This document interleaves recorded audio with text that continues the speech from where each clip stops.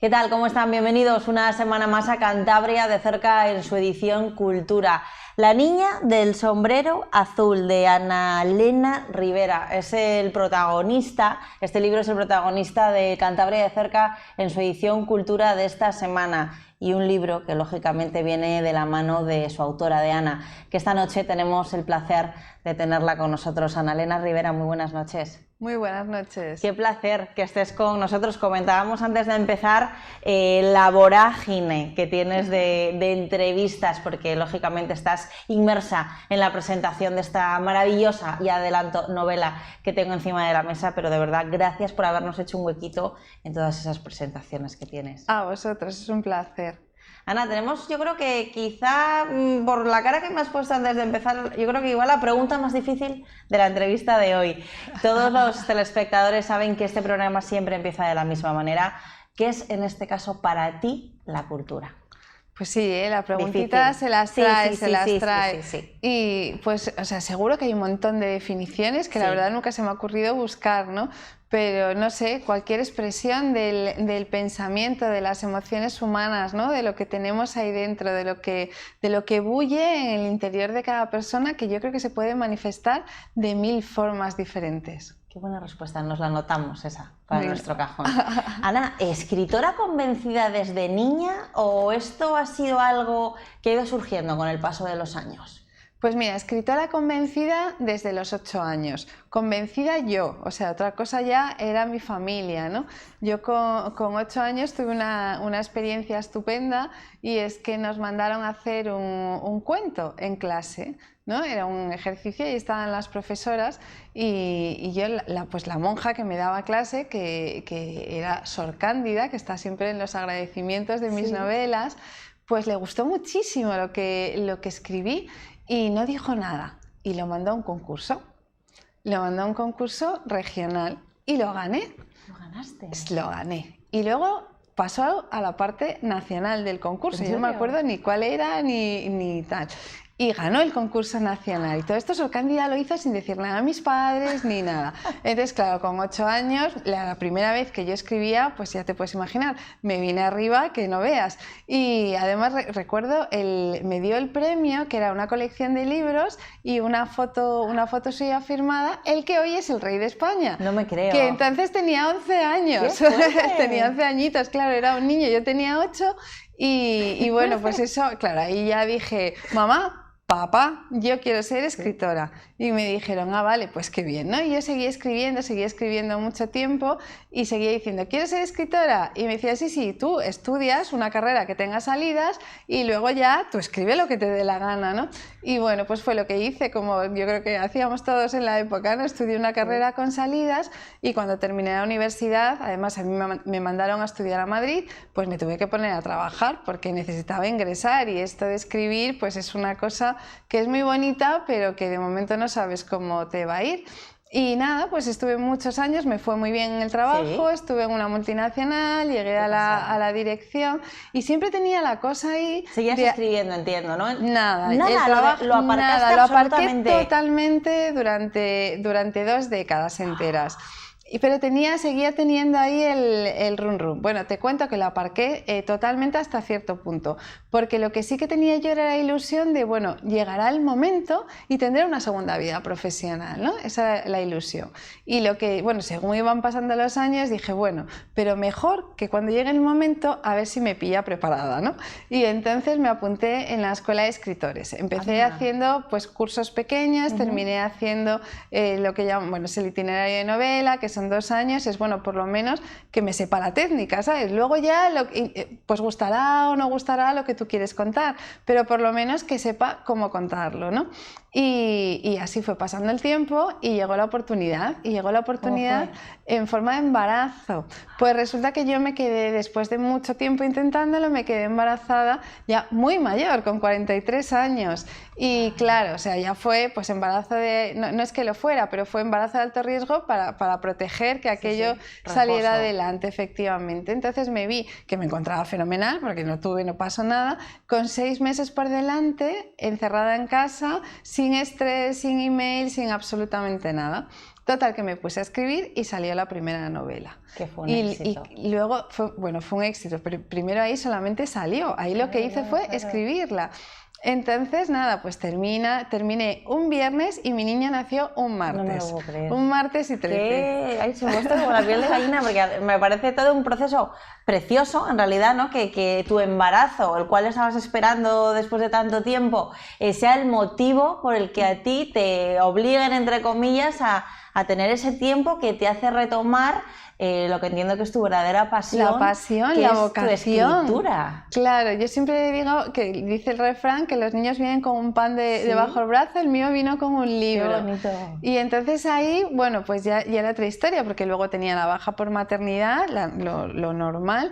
Y además tuve un niño que el pobre era un santo varón, ¿no? Con lo cual me dio tiempo y ya, o sea, me había acostumbrado a escribir. Claro, 12 horas al día, pero no tenía otra cosa que hacer y lo que ya no quería era volver. Entonces, dejaste, entiendo, que la multinacional. Sí, la dejé, pero yo me hice mi plan, ¿eh? O sea, que yo era muy business, muy orientada a negocio y a proyectos, y entonces yo me hice mis cálculos, porque claro, las facturas siguen llegando y hay que pagarlas. Esto no es tan fácil como las pelis de Hollywood, que la gente deja su trabajo y se dedica a lo que sea. Bueno, pues no, teníamos una familia y me hice un plan a 2 años.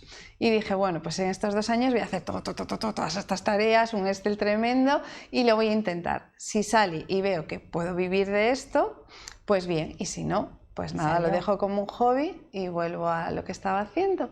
Y salió. Tuve mucha suerte porque salió y podía no haber salido, ¿no? Bueno, pero yo lo llamaría suerte y también talento, ¿no? Bueno, ahí porque también que puedes también intentarlo y que no pite, como digo yo muchas veces, ¿no? Pudo no haber pitado, pero sí, pero pitó. Gané el Torrente Ballester con esa primera novela y a partir de ahí todo, pues ya hemos llegado hasta La Niña del Sombrero Azul. La Niña del Sombrero Azul, con lo cual te tengo que preguntar, ¿qué tiene que ver la costura con tu infancia? ¿Es la costura el hilo conductor, podríamos decir, de tus recuerdos de cuando eras niña? Sí, más que de la novela es de mis recuerdos. Mi tía era la hermana mayor de mi madre y estaba soltera y yo no tuve abuelos porque ya habían muerto todos cuando nací, así que ella era lo más parecido a mi abuela, ¿no? Y ella era modista y tenía un taller de costura y mi madre iba a coser con ella y además ella tenía aprendices y las aprendices eran chicas que, bueno, normalmente jóvenes que querían o bien que querían ser modistas como ella o que se iban a casar, y es que de aquella eran los años 70, yo nací en el 72. Y todavía los vestidos de los niños y eso lo hacían las madres.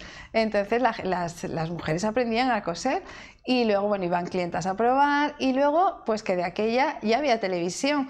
Pero las amigas y la mayor parte del tiempo estaban carta de ajuste, no estaban poniendo programas como ahora, ¿no? Había la 1 y la 2. Entonces, ¿qué pasaba? Que las amigas o las vecinas, cuando tenían labor de costura, se bajaban al taller de mi tía, porque aquello siempre estaba animado, mi tía siempre tenía el café de puchero, y se ponían a charlar, ¿no? Entonces siempre había cháchara y había cháchara de todo tipo. Y hablaban, pues yo qué sé, pues de quién se habían encontrado en el supermercado esa mañana, o de hacía 50 años que cuando la guerra, que no sé qué, y no solamente hablaban de ellas, claro, hablaban de ellas, de gente que ellas conocían, que yo no conocía, y hablaban, daban un repaso al pueblo entero y a todos los de alrededor, pues lo que es una conversación de mucha gente, ¿no? Y bueno, pues yo me quedé con muchas de esas historias porque son muchos años, ¿no? Yo no tengo recuerdos sin ver a mi tía y a mi madre cosiendo y las puedo escuchar, en este momento escucho hablar con caras, ¿no? A las otras mujeres, sobre todo las que eran muy cercanas a ellas. Y supongo que me quedé con las historias que por lo que sea me impactaron, porque recordar uno no recuerda todo, ¿no? Y por eso siempre hay costura, porque cuando yo me pongo a escribir y me transporto a tiempos pasados, realmente lo que me transporto es a esos recuerdos que ellas metieron en mi cabeza y no puedo evitar que esté ahí el pedal de la Singer, no puedo evitar verlas coser, igual que no puedo evitar ese olor a café, mis recuerdos huelen a café, es lo que bueno, pues lo que viví y a lo que ahora le doy voz, ¿no? En las novelas. Exacto, te iba a preguntar si precisamente de todos estos recuerdos nace la idea, ¿no? de escribir este libro. Totalmente. Al final La niña del sombrero azul es ficción histórica, o sea, no existieron los personajes y no existe la vida de ninguna de ellas.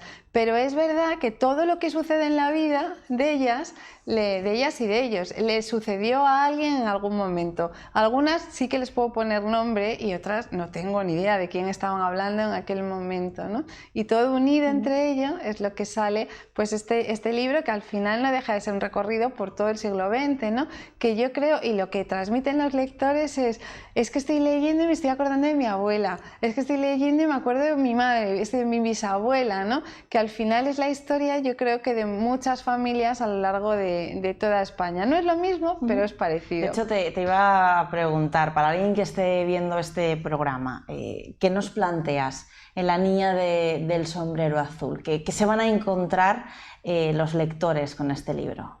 Pues por un lado un homenaje a esta generación de nuestras abuelas, ¿no? que vivieron un siglo XX y que tuvieron vidas que no tienen la épica para salir en los libros de historia, ¿no? Con mayúscula. Pero se lo merecen, desde luego. Pero efectivamente sí que tuvieron mucha épica, porque vivieron al final en un siglo que fue tremendamente convulso.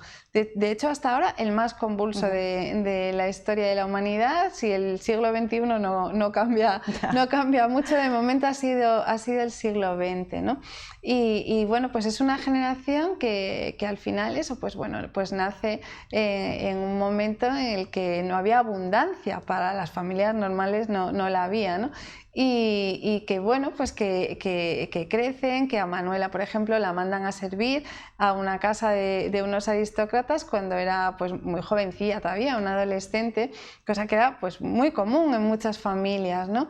Y bueno, pues estalla la guerra, como estalló para todos, hay pérdidas, hay sufrimiento. En este caso a ella a la niña se la mandan con 5 años y medio en un barco republicano de los que van a Rusia, como tantos otros niños, ¿no?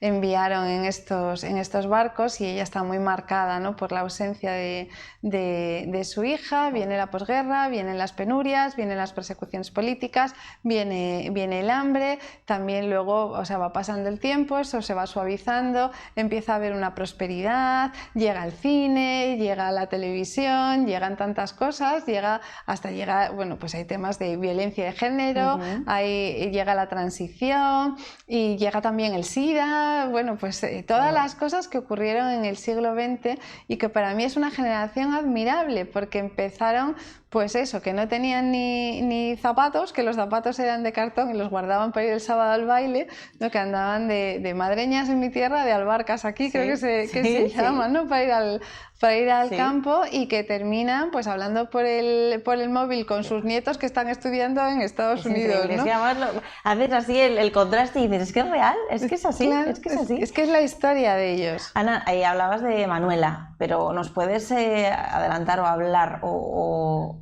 algunos de esos personajes, de esas mujeres que nos vamos a encontrar en este libro?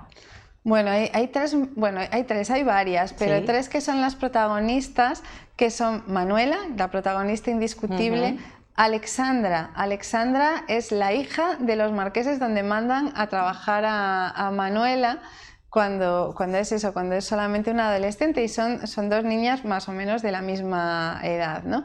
Que empiezan pues con una relación de la señora y la doncella, pero que una tapando lo que hace la otra, y con las necesidades propias de lo que viene después, con la guerra y con todo lo que ocurre, porque ellas se conocen en 1929, ¿no?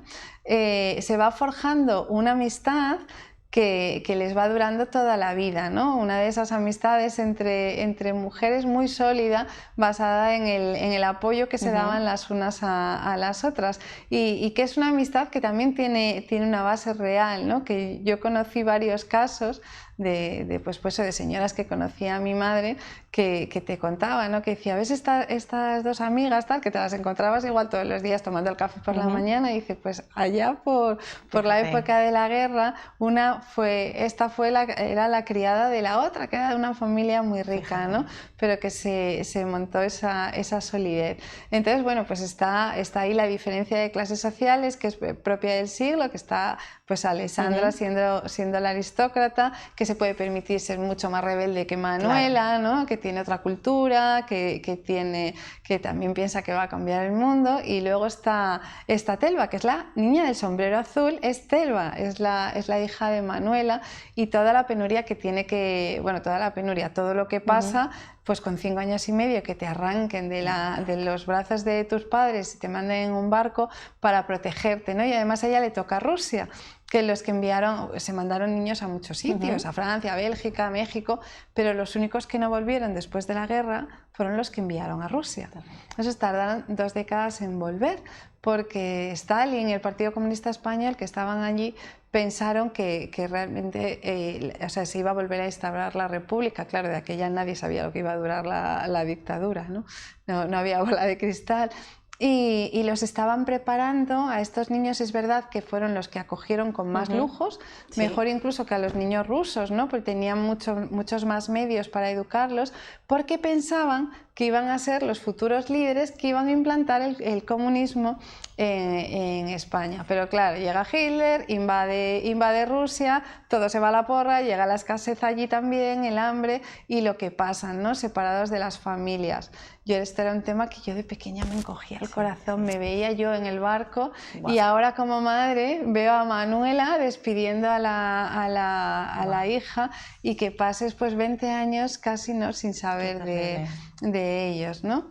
Y luego, claro, no quiero hacer spoiler con otros personajes que aparecen un poquito más adelante, pero bueno, sí que hay una niña también que es importante en la novela, claro, que también se hace mayor, que nace en Cuba justo después de la Revolución Cubana, que se llama Octavia, y hasta aquí puedo contar. Ana, ¿por qué escenarios vamos a viajar contigo en esta novela? Pues hay una parte que está ambientada en Asturias, que es el inicio. Hay mucha parte que está ambientada en Madrid también, que es donde viven los marqueses. Ellos realmente están en Asturias solo de verano, que tienen ahí una mansión, pero viven y se llevan a Manuela con ellos a trabajar, pues lo que era lo normal también en la época. Y luego Rusia, que en este caso Telva llega a la casa de los niños españoles que hay en Jersón, en Ucrania, ¿no? Y luego la novela está estructurada en 7 partes, y hay una parte que ocurre entera en Cuba, justo después de que Fidel Castro derroque el régimen de Batista. No me puedo llegar a imaginar, y supongo que sea una pregunta que te hacen a menudo en las entrevistas, el tiempo, las horas, los meses que te ha llevado documentar este libro, porque aunque es ficción, todo lo que cuentas pasa. Todo lo que cuento pasa. No creo que tengas anotado el número de tiempo, o sea, el tiempo que has estado dedicado a la documentación, Ana. Increíble. Vas documentando a la vez que escribes. Entonces, esta novela pues tardé 16 meses, y yo te diría, o sea, no sé decírtelo exacto, pero la mitad ha sido documentación. Increíble. Porque no solamente hay 3 fases de documentación. O sea, por un lado, tienes que documentar que los recuerdos que tú tienes de lo que escuchaste de niño, realmente eso pasaba así, pudo pasar, y es verídico, ¿no? Que no te está traicionando la mente. Eso por lo que es la parte de la vida de ellos. Luego está todo el marco histórico en el que ocurren las cosas, ¿no? Pues la novela empieza cuando nace Manuela, el día que se hunde el Titanic, y aparecen muchos sucesos históricos. Claro, bueno, la Guerra Mundial pues a lo mejor es más fácil, pero bueno, hay cosas como que si ellos van a ver una película en los años 50, tal cine en Madrid, pues en la cartelera de ese cine ese día ponían esa película. Entonces, o en la tele ponen Sisi Emperatriz, es que realmente ese día en la tele, en los años 80, estaban poniendo Sisi Emperatriz. O yo qué sé, pues aparece el lanzamiento del Sputnik o la muerte de Freddie Mercury, ¿no? O, bueno, pues todo eso ocurre ahí, tal cual. ¿Qué ha sido, podríamos decir, de todo este proceso documental de escritura hasta que hoy este libro está encima de la mesa, es una realidad, que podríamos decir que ha sido lo más difícil, Ana? Lo más difícil. Más complicado, lo que más quebraderos de cabeza podríamos decir que ha llevado, que a la vez entiendo que a día de hoy lógicamente es una satisfacción, ¿no? Pero en todo ese proceso, ¿qué ha sido lo más complicado? Pues mira, hay dos cosas. Por un lado, tienes, cuando documentas partes de la historia que han sido muy duras, ¿no? Sobre todo en este caso la guerra civil, porque la mundial, hombre, yo cuando veía a los niños, ¿no? Que está ya la guerra mundial y que de repente incluso en Rusia también tienen que huir y demás, pues es doloroso, pero te vas a la guerra civil y sobre todo a la posguerra y claro, tú lees mucho para al final contar una frasecita para marcar, realmente en la novela no cuentas más, pero eso a ti te ha llevado pues muchísimas horas de lectura y entonces piensas que todo eso, todas esas penurias, pues yo qué sé, las torturas, el hambre, que lo vivieron tus abuelos, ¿no? Entonces muchas veces te vas a la cama que es que no te puedes ni dormir con muy mal cuerpo. Y luego hay otra parte y es que yo por lo menos he llorado un montón, porque al escribir de repente te das cuenta por qué tu madre te decía determinada cosa, ¿no? O tu abuela te decía tal. Y son cosas que has oído siempre y que incluso muchas veces le ha dicho, vale, que sí, pesada, ¿no? Sí, sí. Lo de, hija, tienes que ir a la universidad, hija, tienes que ser independiente económicamente, hija, tal. Y de repente entiendes y bajas y te das cuenta que es que ellas no pudieron y lo que les supuso eso, ¿no? O sácate el carnet de conducir, claro, ellas... Mira, eso lo recuerdo yo mucho, el carnet de conducir. Y es que, pero qué obsesión por el carnet de conducir, que te decías, pero ¿me vas a comprar el coche? Ni a hablar, hasta que no termines. Entonces, ¿para qué esta obsesión por el carnet de conducir, no? Y de repente te das cuenta y claro, te entra ahí la llorera de, anda, ¿sabes? He tardado 50 años en entender. Lo comentábamos antes de empezar, ¿no? Que a mí una de las cosas que me ha pasado con este libro es que te lleva un poco a reflexionar de lo que tienes en casa, ¿no? Que lo comentábamos antes, te he escuchado en entrevistas es que buscamos muchas veces nombres referentes de mujeres en el mundo de la ciencia, del deporte, y es que, o hablábamos en esta misma entrevista, en los libros de historia, ¿no? Pero es que las tenemos en casa. Las tenemos Delante de nuestros ojos o las hemos tenido y son unas luchadoras y con detalles como los que decías tú de tu madre, de sácate una carrera, sácate el carnet de conducir. Y es que no valorábamos realmente, o a nosotros por la generación en la que hemos nacido, son satisfacciones que nos han venido dadas, ¿no? Más bien oportunidades que o dábamos por hecho. Yo daba por hecho que acababa el bachiller y iba a estudiar una carrera, claro, ¿no? O me iba a sacar el carnet de conducir, o me iba a independizar.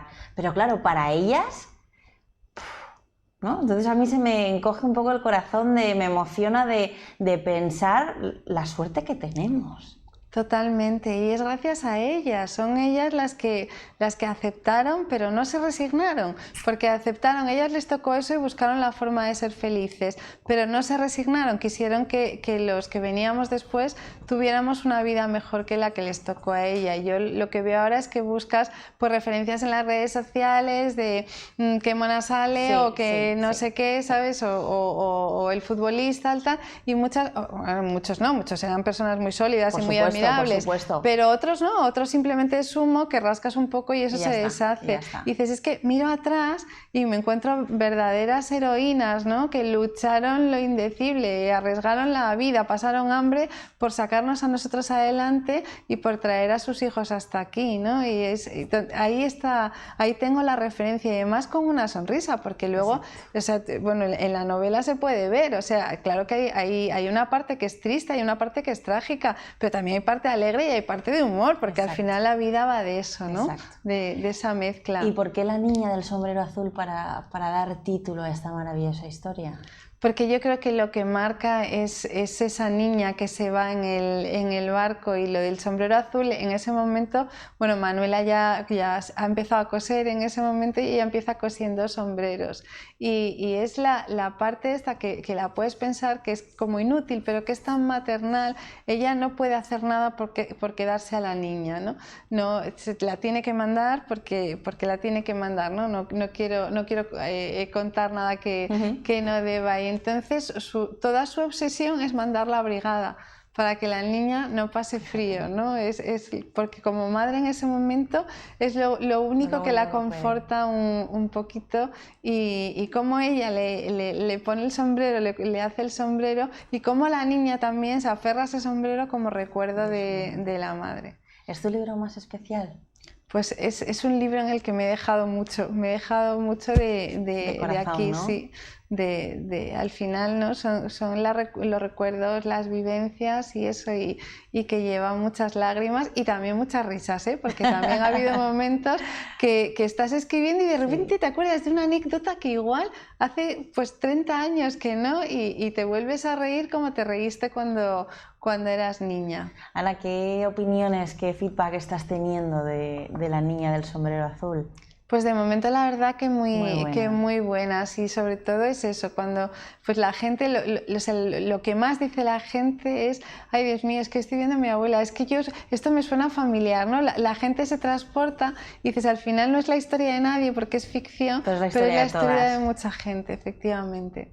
Ana, ha sido un verdadero placer tenerte en Cantabria de Cerca, Edición Cultura, y de verdad, enhorabuena por este libro, por la niña del sombrero azul, y también gracias pues por lo que te decía, ¿no? Por hacernos reflexionar sobre lo que tenemos cada uno de nosotros en nuestra casa. Muchísimas gracias. A vosotros. A todos ustedes, gracias también por habernos acompañado. Próxima semana nueva de cita con Cantabria de Cerca, Edición Cultura.